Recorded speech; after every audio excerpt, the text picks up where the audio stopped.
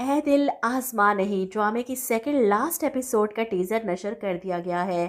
تو جیسے کہ میں نے کہا تھا کہ ڈرامہ تقریباً اختتام کو پہنچنے والا ہے، تو سیکنڈ لاسٹ ایپیسوڈ کا ٹیزر دیکھ کر آپ کو اندازہ ہو جائے گا کہ اسپند کتنی بڑی گیم کھیل رہا ہے گل کی موت کی سچائی انائزہ کے منہ سے اگلوانے کے لیے۔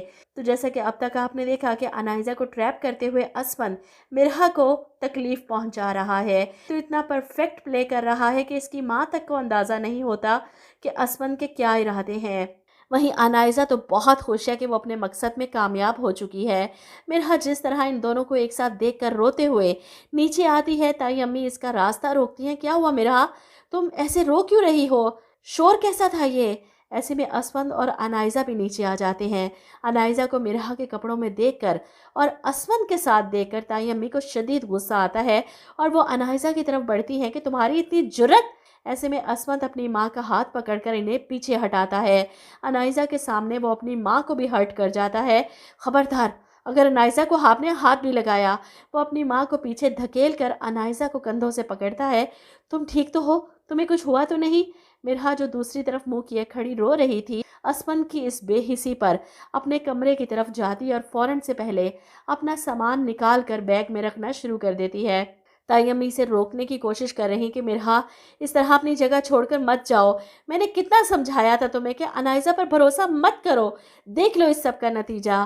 جس پر مرہا چلاتی ہے کہ انائزہ پر بھروسہ نہ بھی کرتی، اسپند پر تو مجھے پورا بھروسہ تھا نا، انہوں نے میرا بھروسہ توڑ دیا۔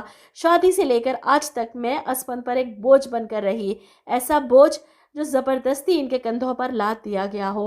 وہ اپنا سامان اٹھاتی ہے اور اپنے باپ کے ساتھ گھر چلی جاتی ہے۔ ان کے پاس بیٹھ کر ان کے گھٹنوں پر سر رکھ کے رو رہی ہے کہ آپ ٹھیک کہہ رہے تھے، مجھے انائزہ پر بھروسہ نہیں کرنا چاہیے تھا۔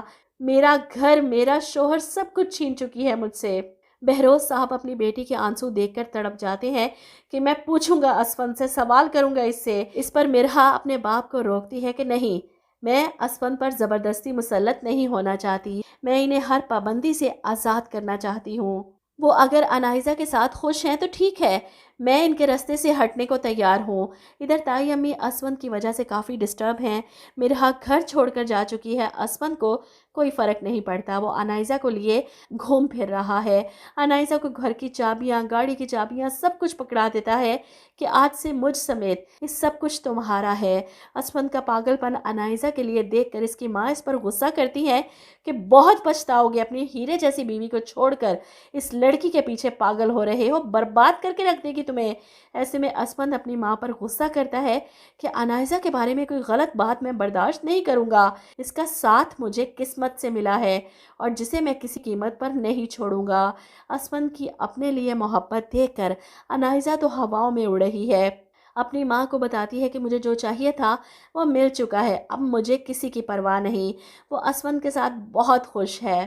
ادھر شارق اپنی بیماری سے تنگ آ چکا ہے اور مجھے لگتا ہے کہ اس کا دماغ پھٹ جائے گا اپنی غلطیوں اور گناہوں کو یاد کر کر کے۔ اس کی موت تو طے ہے ڈرامے کے آخر میں۔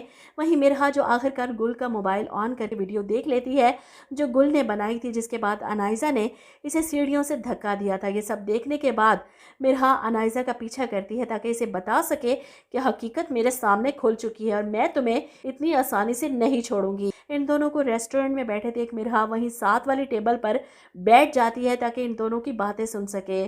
ایسے میں اسپند انائزہ کو بتاتا ہے کہ شارق مجھ سے ملا تھا، اس نے مجھے بتایا کہ گل کی موت کی وجہ تم ہو۔